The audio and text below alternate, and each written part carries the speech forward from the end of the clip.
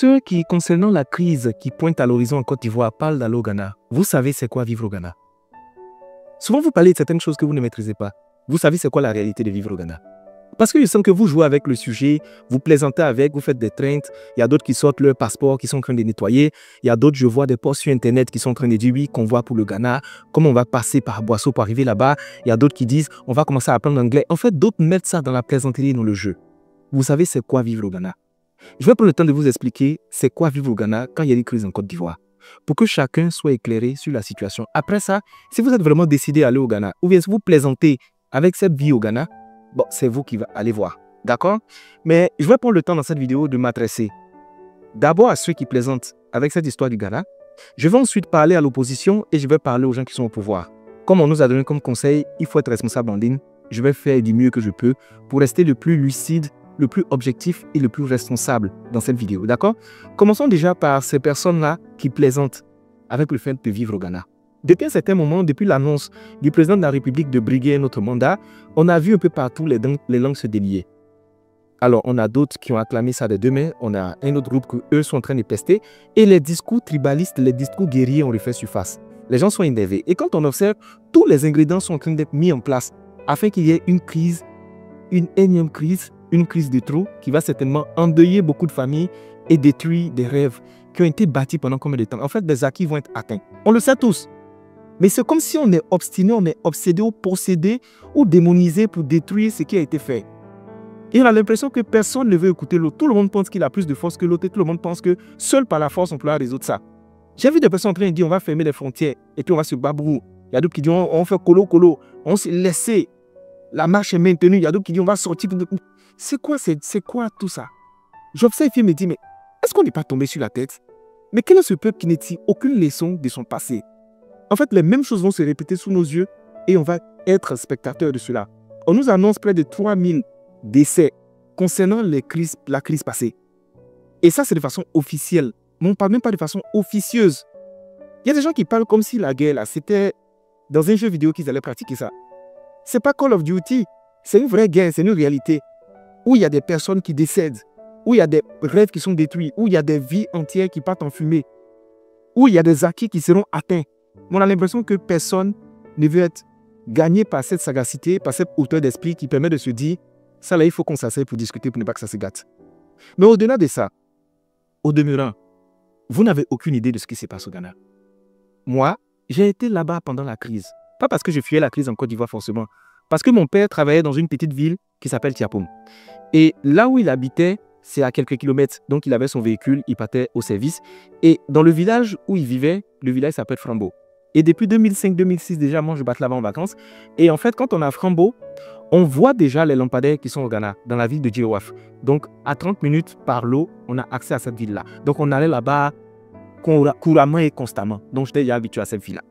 Et puis, la crise éclate. Donc, finalement, je me retrouve là-bas pendant cette période. Mais j'ai vu des spectacles qui sont décevants. Ce que j'ai vu m'a tellement outré que je me suis dit, il ne faut plus que cela se répète en Côte d'Ivoire. Déjà, nous étions là-bas avant.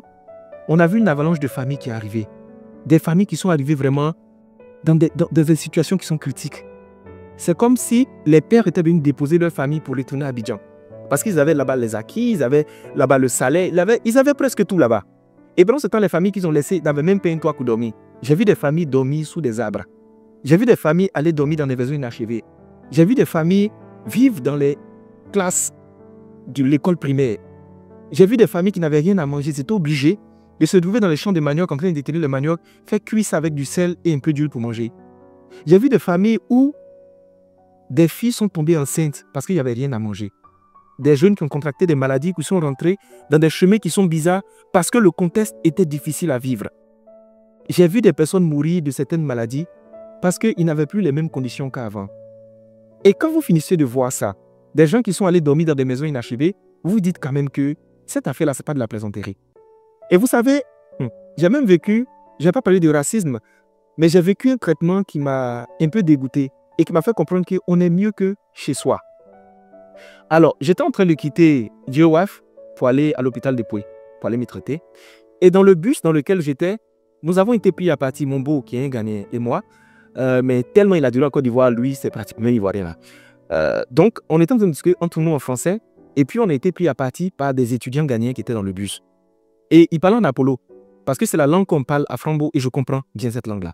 Donc, ils étaient en train de dire qu'ils ont fini de mélanger leur pays, ils viennent vivre ici. Quand on va chez eux là-bas, ils nous maltraitent. Et puis, après, c'est devenu un débat dans le bus. Moi, je ne parlais pas. Et puis, arrivé à un certain moment, on avançait et d'autres ont commencé à parler. Les Ivoiriens, ils ont commencé à nous accuser de beaucoup de choses. Et il y a une dame un peu âgée qui s'est levée dans le bus qui a dit « Vous mentez. Que moi, j'ai vécu en Côte d'Ivoire, j'ai vendu du pain sucré. Il n'y a pas un peuple qui est plus accueillant que les Ivoiriens. Laissez les gens en paix, arrêtez vos conneries. » Et les jeunes ont commencé à s'attaquer à la dame. Ils ont commencé à l'insulter, tout ça. Et le chauffeur de bus a entendu parce qu'il regardait dans notre viseur. Il a garé au prochain arrêt et il a obligé, manu militari, les étudiants à descendre du bus. Mais ça, ce n'était pas le spectacle dramatique. Quand j'arrive à l'hôpital d'Ekoué, qui est l'un des hôpitaux les plus répandus pour avoir les meilleurs sons qui distillent aux gens, j'ai vu des Ivoiriens, mais j'étais triste au fond de moi. Vous voyez les gens qui sont un peu âgés, qui n'ont rien. Ils étaient couchés dans la cour de l'hôpital. Personne pour les prendre en charge. D'abord, ils ne comprennent pas la langue et de deux, ils n'ont pas d'argent. Et comment ils allaient prendre les soins? D'autres sont décédés là. Mais c'était terrible, je regardais. Et puis, dès que tu vois un Ivoirien, tu le reconnais en fait. Et ça m'a fait mal. Des gens qui avaient tout, qui avaient construit une vie à Abidjan, qui s'est peut-être dans telle situation. Mais je ne vous parle même pas des images de GTV, qui est la chaîne au Ghana où on diffusait des images de la Côte d'Ivoire. Tu ne pouvais pas bien dormir parce qu'on ne montrait que des images avec le feu et des explosions. Si tu écoutes ce qu'il disait, on aurait dit qu'en fait le plateau a été renversé, tout a été gâté. Mais c'était triste. Et quand on finissait de regarder le JT, parce que j'ai été hospitalisé là-bas pendant un moment, le débat, quand tu entends, mais ils nous insultent en longueur de journée, tu avais l'impression que d'autres étaient heureux. Parce qu'ils se disaient qu'on était en train d'avancer et puis, en fait, ils nous accusaient de beaucoup de choses. D'autres sont revenus ici, c'est légal, et comment on appelle ça, à santé côte au corps. En fait, il y avait beaucoup de débats. Mais moi, c'est les Ivoiriens que je regarde là-dedans. Il y a une ville qui s'appelle Alpha Ciné. J'étais là-bas, c'était devenu la ville des Ivoiriens. Quand tu vas dans tout le maquis, c'était des musiques ivoiriennes qui se jouaient. Et comme les Ivoiriens, on n'est pas très sage et très intelligent par moment. On arrivait dans la ville des gens. Au lieu de faire profil bas, non. On attirait l'attention sur nous comme d'habitude. On arrivait avec les bonnes vieilles habitudes d'Abidjan. On a pris ça pour envoyer dans la ville des gens. On était convaincus que la crise n'allait pas durer pendant longtemps. Donc, tous les soirs, c'était bien chaud, comme vous pouvez imaginer. Femmes comme hommes. On vivait. Les Ivoiriens ont commencé à coucher avec les Ghanéennes. On jouait au foot, souvent contre eux, et comme on était mis au foot, on les battait. Et on les raillait. On aime se moquer, on aime ça. On fumait, on faisait le malin. Et tandis que les délais étaient en train de se tirer, on s'est vu maintenant qu'on s'est rendu compte qu'en fait, il n'y avait plus d'argent. Les Ivoiriens ont commencé à vendre leurs habits, ils ont commencé à vendre leurs téléphones, ils ont commencé à vendre des chaussures. Et après, les femmes l'ont commencé à rentrer maintenant dans la prostitution. Il fallait voir les jeunes Ivoiriens qui faisaient le balai avant, en train de souder des chaussures. Ça faisait rire pour certaines personnes, mais ceux qui n'étaient pas habitués à travailler, c'était compliqué. Des jeunes ont abandonné leur famille là-bas, avec des loyers qui sont impayés, sans parler du fait que les Ghanéens ont fixé désormais qu'on loue sur 3 ans le loyer, sur 2 ans pour d'autres, quand tu négocies bien. La situation était cataclysmique, je vous assure. Ce n'est pas la situation qu'on veut revivre. Et tu imagines des gens qui sont en train d'exploser de larmes au téléphone parce qu'ils apprennent que telle personne est décédée, l'autre personne est décédée, l'autre personne est décédée, l'autre personne est portée disparue. C'était un spectacle qui était décourageant et désœuvrant pour nous en tant qu'Ivoiriens. Donc, vous qui êtes en train de dire, on veut aller au Ghana, ce n'est pas l'endroit rêvé. En fait, ce n'est pas un moment de vacances, ce n'est pas un moment de plaisir. Ceux qui avaient un peu plus de moyens se sont retrouvés à Cape Coast, qui est une ville balnéaire où vraiment il y a des conditions de vie qui sont meilleures, qui sont optimales. Ça, c'est ceux qui avaient le moyen. Mais ceux qui n'avaient rien, ils ont souffert, ils ont souffert, ils ont souffert. Dès qu'il y a eu de l'accalmie à Abidjan, mais les gens sont retournés en vitesse. Parce que là-bas, c'était invivable. On est mieux que chez nous. Donc, tout ce que vous êtes en train de dire là, nous, on a vu au Ghana, je vous épargne certains détails parce que c'était tellement choquant. Arrêtez de penser que c'est une partie de plaisir. Parce que sur le plan social, il y a eu un boom démographique auquel le Ghana ne s'attendait pas. Parce que pour accueillir tout ça là, c'était pas facile. Tu vois des personnes qui avaient un nom, qui avaient un titre en Côte d'Ivoire. Ils sont en train de mendier à manger. Des gens qui se promenaient pour laver des assiettes dans des restaurants pour avoir du quoi à manger. Je vous parle des situations terribles. Ceux qui avaient un peu de dignité et ceux qui se respectaient un peu allaient proposer des cours en français dans certains collèges d'à côté. Mais quand tu vas proposer un cours, qu'on te paye 30 000 francs CFA, tu fais quoi avec? Quand tu as 5-6 enfants qui comptent sur toi. Mais c'était difficile. C'était difficile. Donc ça, c'est la réalité de ce qu'on a vécu. Maintenant, j'en viens aux deux camps.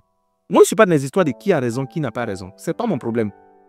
Mais ce que je veux dire, c'est que vous qui êtes en train de lancer des discours guerriers, j'espère que vous avez mesuré ce que vous faites. Et j'espère que les innocents, là, vous allez chercher à les éviter. Parce qu'il y a des gens qui n'ont rien demandé.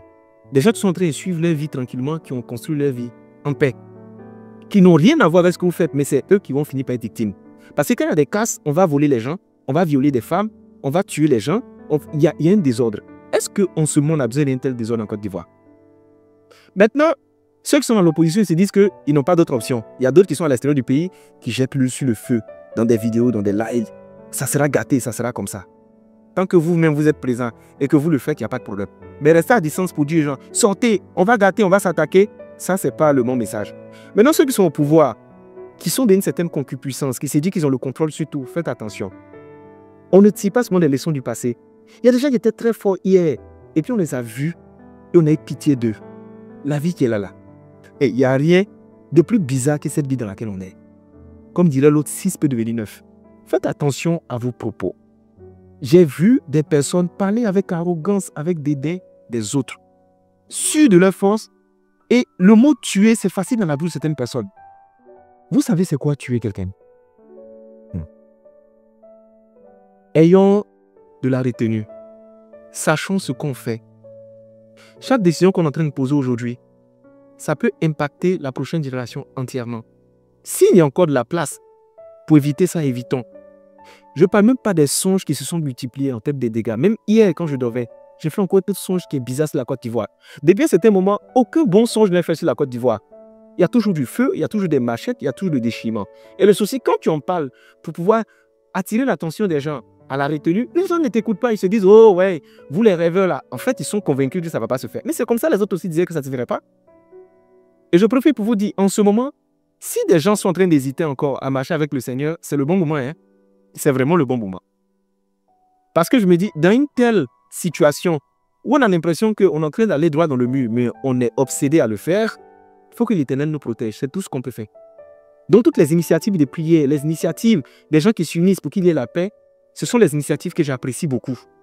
Mais n'oublions pas, regardons l'avenir avec calme et sachons quelles décisions on pose aujourd'hui.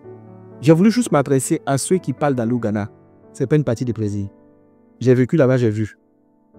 J'ai ressenti des choses, j'ai entendu des témoignages, j'ai vu des réalités où ce n'est pas l'endroit où il faut aller.